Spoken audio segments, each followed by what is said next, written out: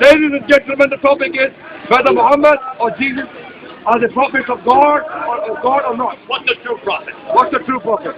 A true prophet is someone who has been prophesied in previous scriptures. Number one.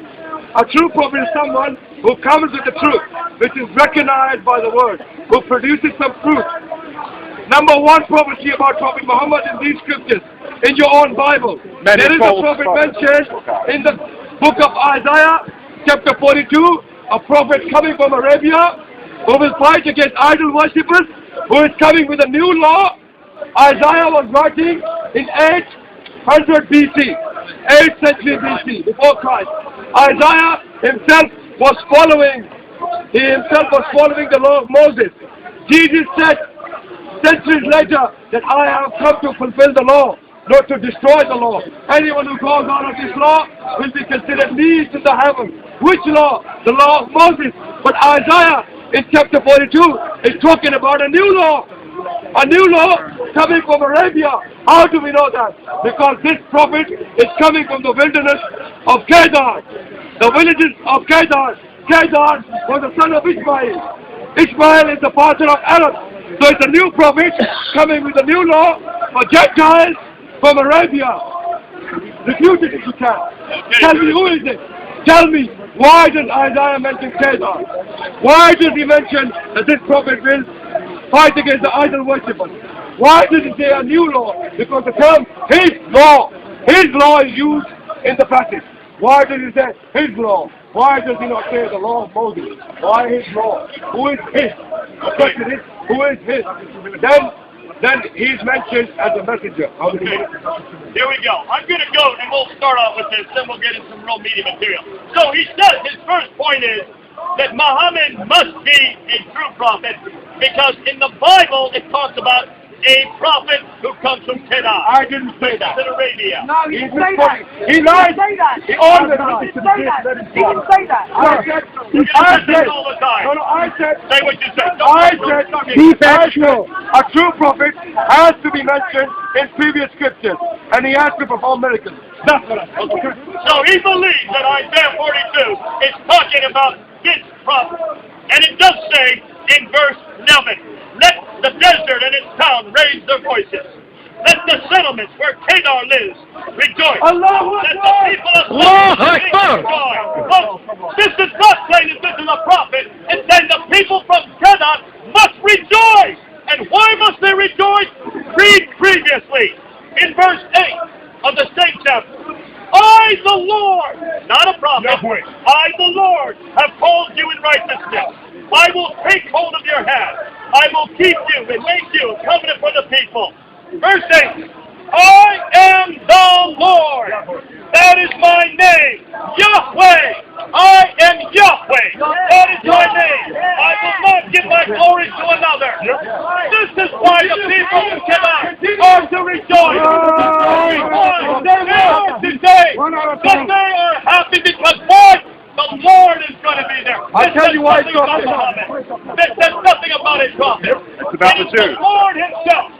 Now, the first criteria that we have is that a prophet must do something to prove he's a prophet. The Prophet Muhammad did nothing to prove he was a prophet. He was a leader of men. He also must be in the prophetic race. Every prophet is in the race of Abraham, Isaac, and Jacob. We do not accept the line of Ishmael. God did not accept it. He said in Genesis 17, I will bless Ishmael. He will have 12 sons. They will multiply. But my covenant is with Isaac. In chapter 22, 3 times, he tells Abraham to bring his one and unique son. Isaac. So Abraham had 2 sons at that time. As far as God was concerned, all Abraham had one son, his name was Isaac, and Muhammad was not from the line of Isaac. Stop interrupting me when he's speaking. It's not finished 20 seconds ago. Why are you choosing this very long time? I'm sorry now. Kedar. Who is Kedar? Why is he mentioned in such a significant manner in this particular passage? Kedar is the second son of Ishmael. We know Prophet Muhammad is the direct descendant of Kedar. He's number 60 from Kedar. And he talks about Salah. Let people of Salah rejoice. Salah literally means rock, according to the Bible. The city of Mecca is entirely rock. What kind of a coincidence? First, the city of rock, and the descendants of Kedar in a desert. Why? Why Kedar? Ismail is unanimously agreed as the father of Arab. Is he not? He cannot deny this fact. He can surely not deny this fact. Ismail is the father of Arab. I will take you to another passage now. I have the title in my case up. You can go home, read chapter 42 of the book of Isaiah with an open mind, and you will see what I'm talking about. I go to the book of Deuteronomy, chapter 33, verse number 2. Deuteronomy, it talks about adulteration. Very significant passage. And I will read it for you. It says,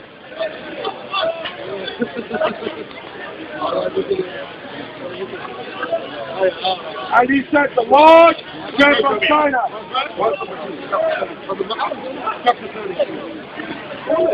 And he said, the Lord came from Sinai.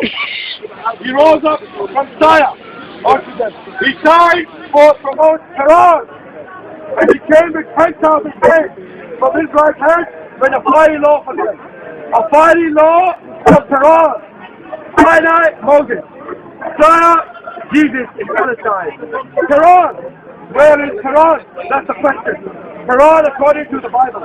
According to the Bible, Quran is Arabia where Ishmael was living. Now, if we don't, I will go with close. Isaiah 42. You can see he does not want to get off of Isaiah 42. You read it for yourself, and it's very clear. It's not referring to a prophet. It's talking about the people rejoicing that God is come. Rejoicing that a servant of God will come. This is a prophet. The Messiah will come, and we know who he is. And David sees this guy. So then he goes back to Deuteronomy 33, verse 2. The Lord came from Sinai. Did I hear? You want to hear that again? Yeah. Sinai, and drawn upon him from there, he showed forth from Mount Paran. Folks, you know where Mount Paran is. There are 3 Mount Paran. There is one in Mecca Valley, Lebanon. There's also one in Mount Sinai. Now, he wants to tell you that this is Mecca. Do you believe this is Mecca? No. Absolutely not. Because there's no reference to Mecca anywhere in any ancient document until 724. That's almost 100 years ago. On that. But can you see what he's doing? This is desperation again. He's trying to take a little verse here, a little verse there, and trying desperately to impose Muhammad into it. Where is Muhammad anywhere in the Bible? Show me his name. Many false prophets will come after me. Because the Quran says in Surah 7 that you will find reference to Muhammad in the Torah and in the Injil. That's why he has to find it. He's desperate to find it, but he won't find it. And that's why he's he imposes what he wants. He says, Kedar, that should be rejoicing. Oh, isn't it interesting? That also the prophet comes from mountainous place, a rock place. And we know that there are rocks in Mecca. Well, there's also rocks in Mount Rushmore. Maybe it's referring to the Rushmore in America. You think that logic? Let's see, let's come back to Mount Paran. Where is it? Chapter 21, verse number 21 of their Bible. And he drove. Chapter 21, book of Genesis, and verse number 21. And he dwelt in the wilderness of Haran, and his mother took him a wife out of land of Egypt. Where is Haran now? Ismail is unanimously accepted as the father of Arab. And Ismail lived in the wilderness of Haran. Now this is not enough. This is not enough. They can argue. The Quran can be anywhere. Even though he's accepted as the father of the Arabs, it can be anywhere. Fine. Because they're desperate now. They want to manipulate, twist and turn. I will take them to a very precise reference in their own Bible.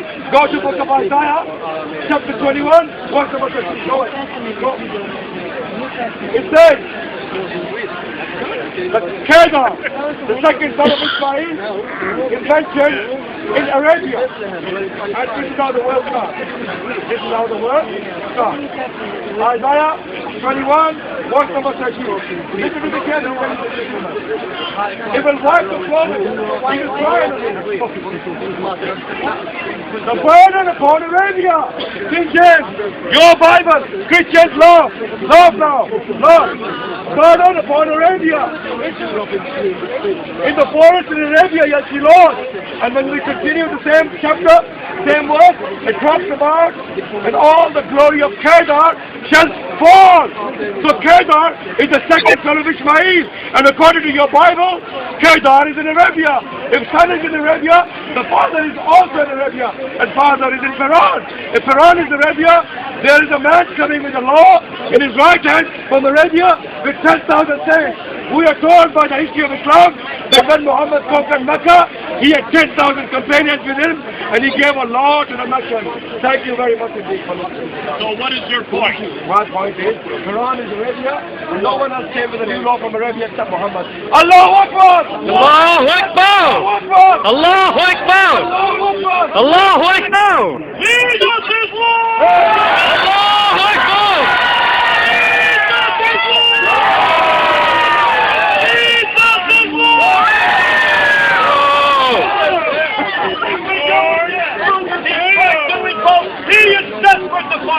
Anybody from Arabia in the Bible. Well, of course it's Arabia. There you go. Can you see this liar? Can you believe this liar? Can you believe this liar? The Quran is not Arabia. The Quran is not Arabia. Hagar is Arabia. So is Hamas Arabia. But folks, what he's referring to, he's confusing what Quran is referring to. There are three different Qurans. In Arabia? In Arabia? In Arabia, exactly in Mount Sinai. We saw that very categorically in Deuteronomy 21. But folks, isn't it great? We don't have to do this in the Bible. You don't have to take a verse here and impose Arabia and Arabia onto that. We read the whole of Scripture. And what I think is great, and what I think is interesting, that every one of these references we talked about, it talks about that Hagar will come with swords, and they will be destroyed. Now, if you want to believe that this is what your prophet does, and that's what will happen to him, okay, we'll talk about take on that prophecy, because that's exactly what happened to those who are in the line of Israel.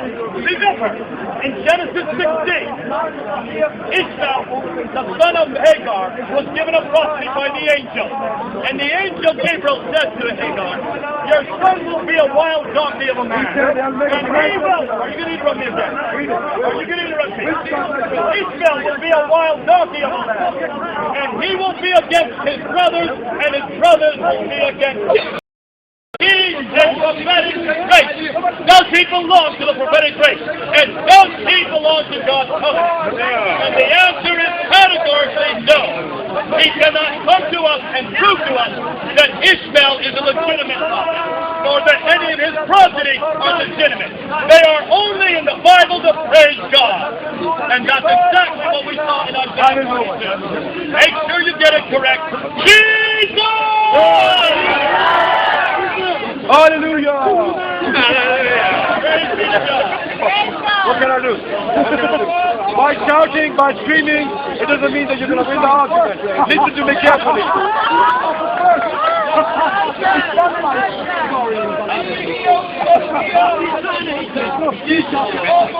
I need Muslims to wake up.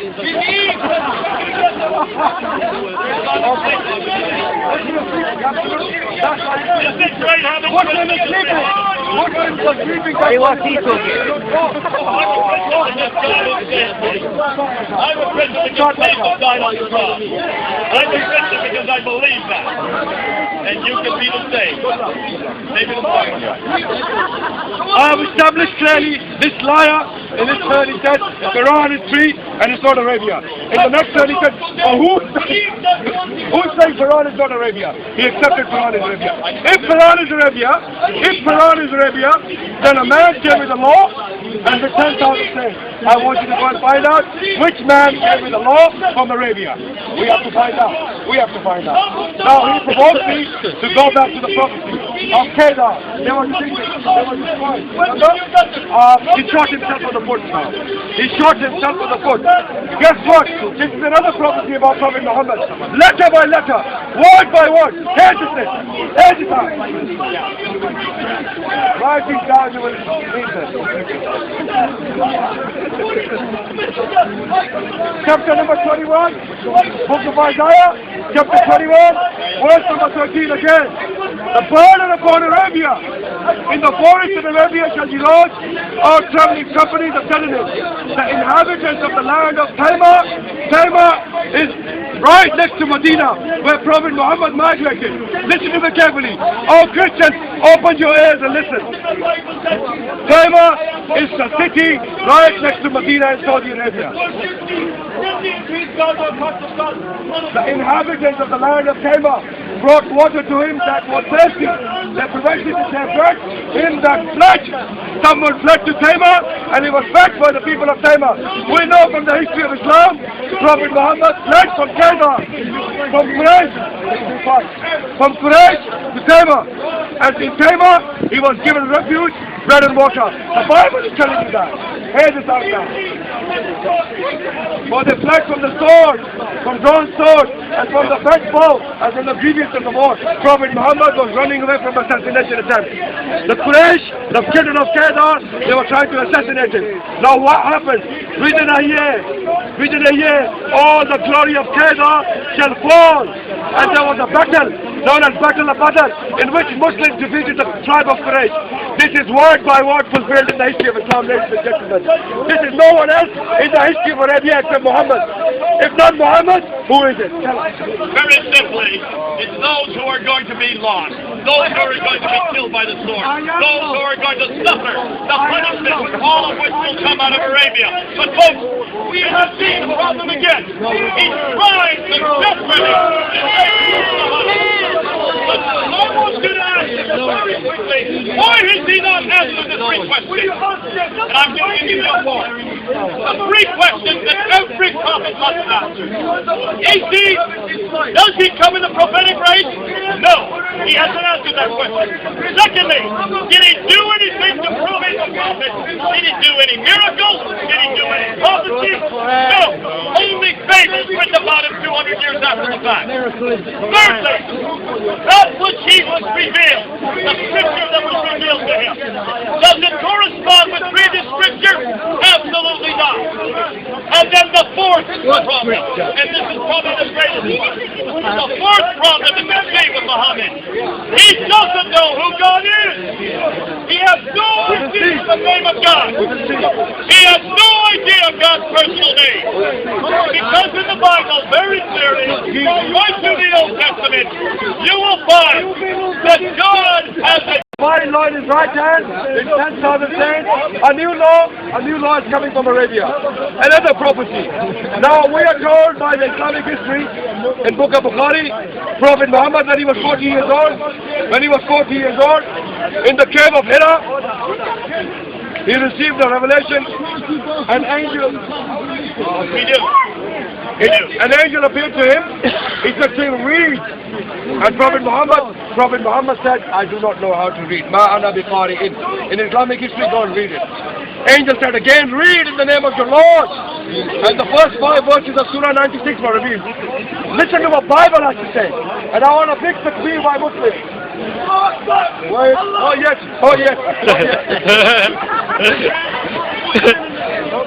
Book of Isaiah, chapter 29, verse number 12. And the book is delivered to him that is not learned.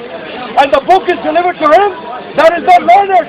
Saying, read this, I pray thee. And he says, I am not learned. Takbir! Allahu Akbar!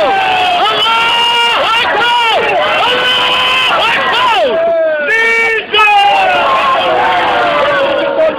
Ladies and gentlemen, Muhammad talking about the Jews. Muhammad, you fools, you Christian fools, tell us who is it? It's talking about the Jews. Yes, it is. It's a man who is a planet, and the book will be given to him. He will say, I do not know how to read. And it only happens to Muhammad. It's the Torah of the Jews, and it's talking about the Jews. No. This is a typical Muslim tactic. They want to give him double time now. In the Surah, chapter 24 of Quran, verse number 55, God makes a promise to the Muslims. وَعَدَ اللَّهُ الَّذِينَ آمَنُوا مِنْكُمْ وَعَمِلُوا الصَّالِحَاتِ لَيَسْتَخْلِفَنَّهُمْ فِي الْأَرْضِ. It is a promise of Allah to those who believe among you and do righteous deeds, that Allah will give you land, the rulership, the inheritance of the land. What happened after Muhammad died? Within a century, Muhammad died 632. In 732, Muslims are governing from northern China to southern France. How did this happen, ladies and gentlemen? By invasion. Prophecy fulfilled letter by letter. By invasion. Word by word. By invasion. Yes. Call it what you like. It happened. It happened. Call it what you like. You hypocrite can call it what you like. But it happened. Whether you like it or not, it happened. God's promise was fulfilled. Muslims took over the world within a century. The barefooted Arabs. They had no swords, no horses, no equipment, and yet they defeated the Romans and the Persians. How did they do that? How did they do that? It was a prophecy by Allah, by God Almighty in the Quran, which was fulfilled letter by letter. Letter by letter. I get 3 minutes, and then we're going to do some We'll be over there. Okay, folks, let's go to Isaiah 29. All right. Start yelling now, you'll watch and see. Isaiah 29, verse, he started with verse 12. Read this, please. He will answer, I do not know how to read. Allahu Akbar! Allahu Akbar! Allahu Akbar! Allahu Akbar! Allahu Akbar! La ilaha illallah! La ilaha illallah! La ilaha illallah! La ilaha illallah! La ilaha illallah! وحده لا شريك له. Jesus went every time. Start again. The Roman mob wins every time. The Roman mob. It's interesting. He didn't read the next verse. Shall we read the next verse? Yes. Next verse then. These people who can neither read or write, their hearts are far from me. Their worship for me is made up only of rules. Taught by men. No. Read the next verse. These are rules taught by men. Their hearts are hard to me. These people come near to me with their The whole verse! The whole verse! The whole verse! The whole verse! The whole verse! We'll read it again. Read the whole verse! Read this, please. He will answer, I don't know how to read. These people come near to me with their mouth and honor me with their lips, but their hearts are far from me. Their worship of me is made up only of rules taught by men. So what is it talking about? The Jews. Who is it talking The about? Jews. They're talking about the Jews. Yeah. This is not No.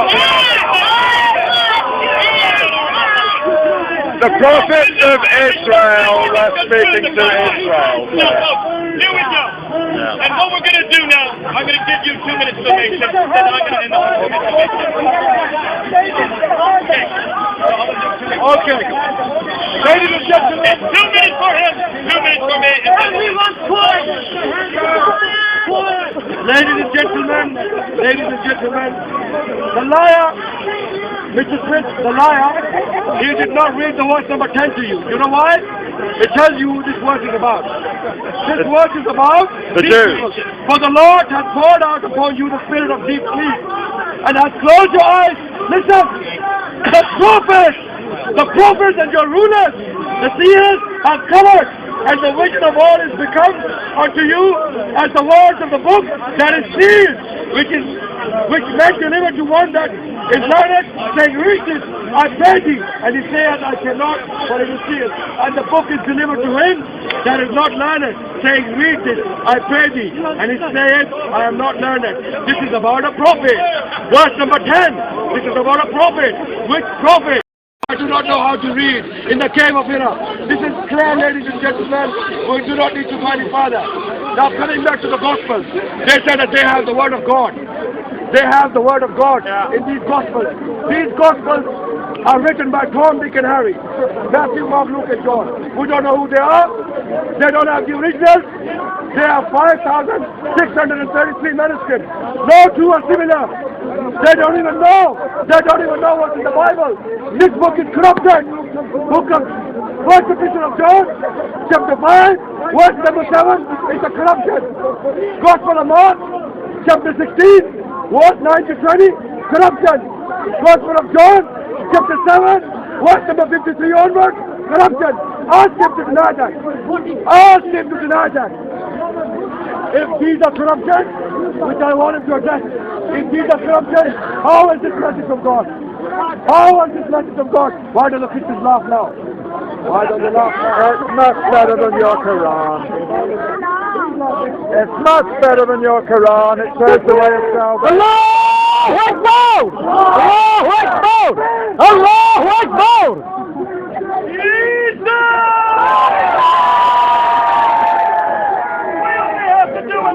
We already know who we follow.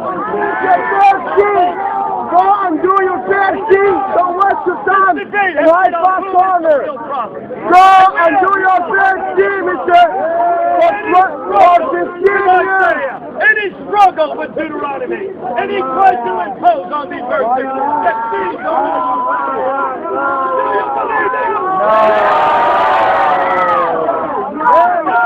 answer my question. Can Muhammad be a prophet of God?